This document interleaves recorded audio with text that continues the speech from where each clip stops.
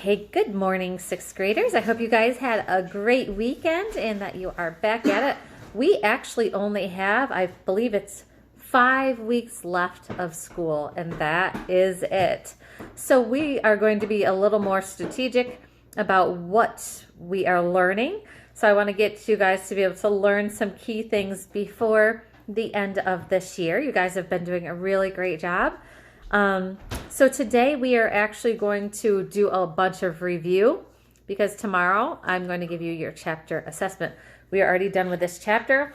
I've skipped a couple pages in it because we just don't have the time at this point to do those. And they're a little bit of review, and you'll probably get it with Mrs. Slaybaugh next year. Though I will miss you guys terribly. So I'm going to go through the rest of this book in the next few weeks and try to pick out the most important things that you're going to need to be prepared for next year. So today we are going to be practicing all the things that we've learned at this point. He's being very loud. We're going to practice all the things we've learned from this chapter. The first one being perimeter. Now remember, perimeter is the outside measurement of a shape. So if you think about a fence around a dog, it's going to be the line that goes like that. You're not going to measure what's on the inside, just around the outside. So it doesn't have to be a regular shape. It can be an irregular shape that you are figuring out the perimeter for. If you see this isn't a square or circle or a rectangle, but it does have shape, and they've went ahead and labeled each side with a number, and they are meters. So what you're going to do for perimeter is you're only going to be figuring out what the length is of each of these sides all together. So when it's this irregular shape, we just add together each one of these numbers for a total of 49 meters. And that's it. So perimeter, you're just adding around the edges. Now, if it's a regular shape, like a rectangle, you can also just add the sides, or there is a formula for that, because we know for a rectangle, both of the sides are the same and both the top and bottom of a rectangle are exactly the same. So in this rectangle, we have the sides are 4. They're both going to be 4 because it's a rectangle. And the 8 is going to be the same at the top because those are congruent lines on that also. So for this, you can just add 4 plus 4 plus 8 plus 8, or you're going to say 2 times 4 plus 2 times 8. Now we did 2 because we have 2 sides that are 4 inches and 2 sides that are 8 inches.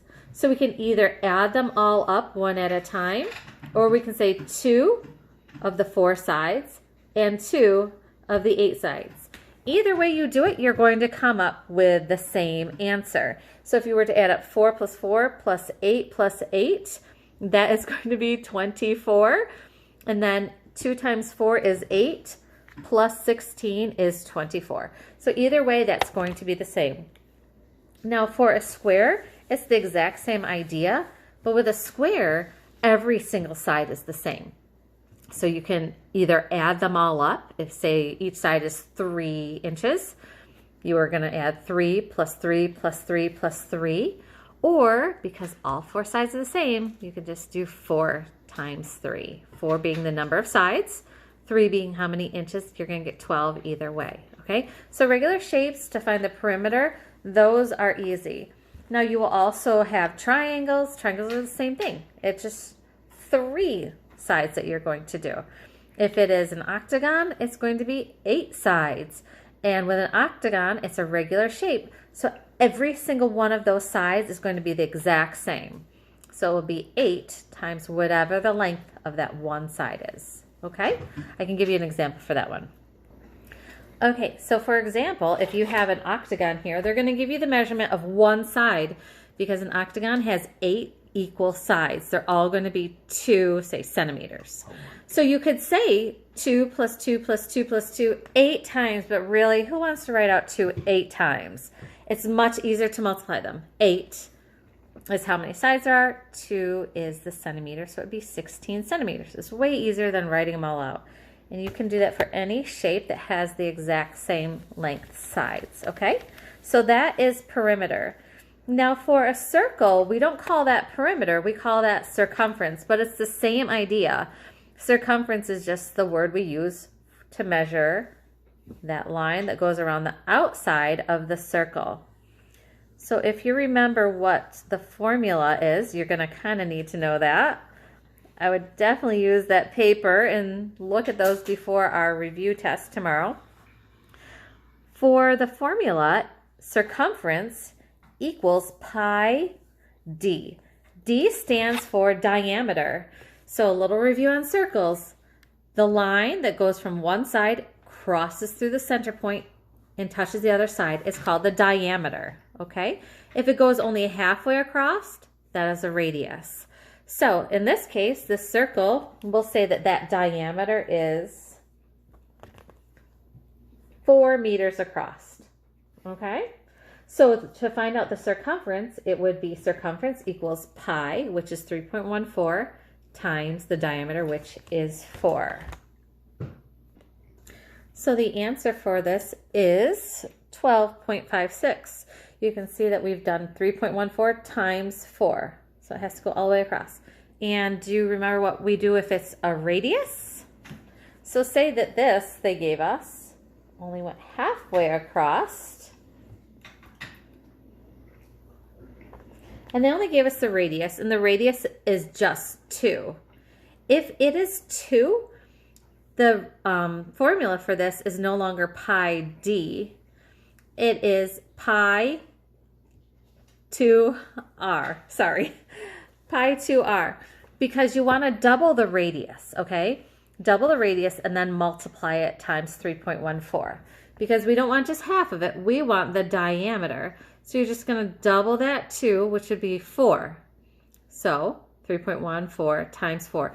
Basically, you're finding the diameter is what you're doing. If they don't give you the diameter, they just give you a radius, you're finding the diameter, and then you're multiplying by 3.14.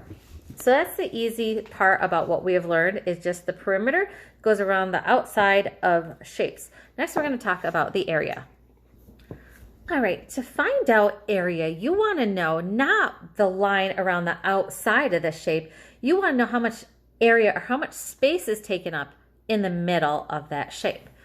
So here is the formula for figuring out the area of a rectangle. Area stands for A equals length times width. So the length of this is from one side to the other, that is 5. They'll give you 2 numbers. The width is 3. Now, unlike perimeter, you would take that and add all those sides up, right? Area is different, and I'll show you why if you were a little confused on it. Pretend that this box is divided up into units like this. And they want to know how much space is taken up on the inside. 3 is this side. That counts for these 3 lines. 1, 2, 3. You have 3 up and down. 5 is 1, 2, 3, 4, 5. That counts for all those units going this way. If you were to count up all of those units inside, you would get the number 15. You'd have 15 little squares in there. That's why we multiply when we figure out area. 3 times 5 equals 15. So you have 3 rows down, 5 rows across is going to equal 15 units or 15 squares on the inside. So that you don't get confused, think of area that everything is split up into little boxes on the middle, and you need to figure out how many boxes are on the inside of that. We're not counting around the edge. We're not doing the line on the outside. That's perimeter. We're only figuring out area for the inside, okay? Now you can figure out this using, for a square using this formula also, or you can just multiply 4 times that side. Because remember, a square has 4 sides that are exactly the same. So if each side were 3 centimeters, that means that this has to be 3 centimeters also, right? So you'd have 3 this way. Let's see if we can do 3 lines this way and 3 lines this way. That means you're going to have 9 in the center. So if you multiply 3 times 3, you would get 9, okay? So you're still doing length times width for a square, and you don't have to be given also the length and the width because we know that all of the sides are the same. So if one side is 3, the other side is 3, but that's only for a square, okay? The next one I want to review quickly is a triangle. This is one that uses, actually before I get to a triangle, let's do a parallelogram. So for a parallelogram, that's just a rectangle that is kind of tipped, right? So I'm going to draw it here for you guys. For a parallelogram, we can't use length times width because if you look, this shape that it makes right here is a triangle. It's not making a complete shape, right? So we have to use a very specific formula for this, and it is base times height. So area equals base times height. So base is the line that goes across the bottom, and height is the dotted line that they give you right here.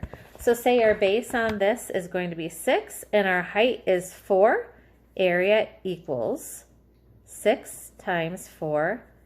Area equals 24. Okay?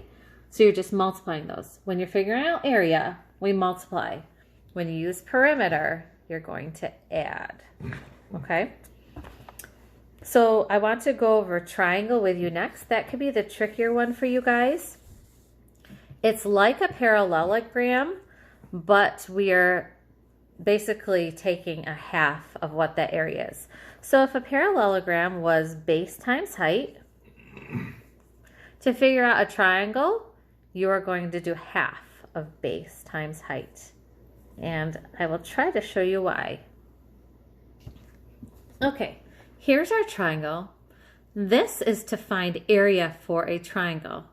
If you'll see this part of it, base times height, is taken from the parallelogram. That's how we figured out area for that one. This is using that same equation, but we're taking a half of it for a triangle. And I'm going to show you why. If I added another triangle that was exactly the same to this triangle, you would see that I have the parallelogram shape. You see it's like a rectangle that is slanted when you put it all together. That means if I can figure out the area for this and I just put it in half, I'll have the area for this triangle, okay? So they're going to give you base, it's at the bottom, height, just like a parallelogram, they're going to give you in the middle. So let's say it's 8 and then the height is 3. If we do 8 times 3, we're going to be figuring out what is in this whole area, which is 24, right? But we're not figuring out a parallelogram. We're figuring out half of it. Half a parallelogram is the triangle. So if this is 24 for the whole thing, then half of it is a triangle, which would be 12. Okay? That's why we use that formula for a triangle. Figure out area for the parallelogram and then put it in half to find the area for a triangle. Okay? So hopefully you guys understand that one. Okay, the last one is area of a circle. And remember, a circle, we're always using pi, which is 3.14. My doggy's very loud. So for area of a circle, it's a little bit different than finding the circumference. Area for a circle is pi, which is the same, r squared. That's the part that's different from circumference. Circumference is pi diameter. This is pi radius squared. Remember, this isn't radius times 2. It is radius times itself. So in this case, radius is the number 2. So we want pi times 2 squared. 2 times 2 is 4.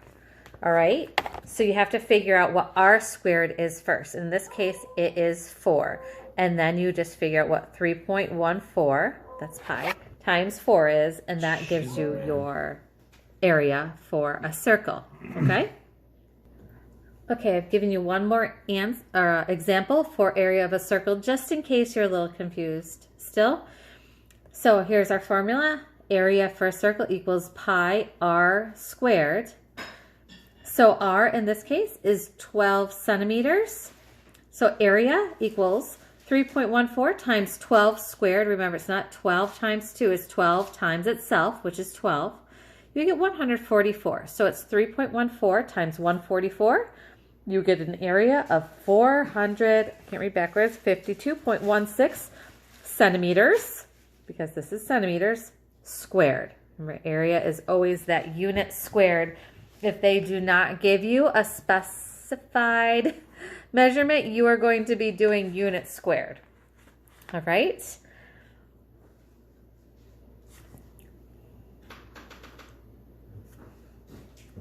Whoops, sorry about that. So that's all that we are going to review for today. That's all that I'm going to be testing you guys on, or assessing you guys on tomorrow, okay? We're on page 254, and that's where I've taken all of this prepping from this page. So if you look on 255, here's some other things that we learned. We talked about nets, which are a 3D shape taken apart so that they're flat. We're not going to be doing that on your assessment, okay? You'll use that more next year. I just want you to be familiar with it so that you had a clue what she was talking about. Okay, so that's called a net. And then you have the 3D shapes, finding the area in those. I'm not going to do an assessment on that for you guys, okay? We still have more to go over before the end of the year. You will be doing that many times over. Okay, so this isn't the last time you're going to be getting this. You just need to be familiar with it so that when you learn it again, you have a good base to go from, okay?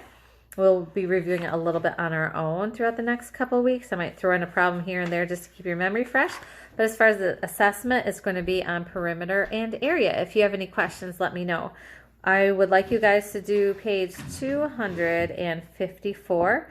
We are going to be doing 1 through 19, and I'm going to have you do odds. I haven't been giving you that much problems lately, but I do want you guys to get some practice in on this, okay? So 1 through 19 odds, page 254. Please let me know if you have any questions today. I'm going to be on. I can answer it, or you can go back in this video to the spot where you need a little bit of help with formulas for practice. Remember that paper that I gave you guys, that was on all those formulas. Use that also if you forget what they are. Look it over. You'll need to know those for the future, okay?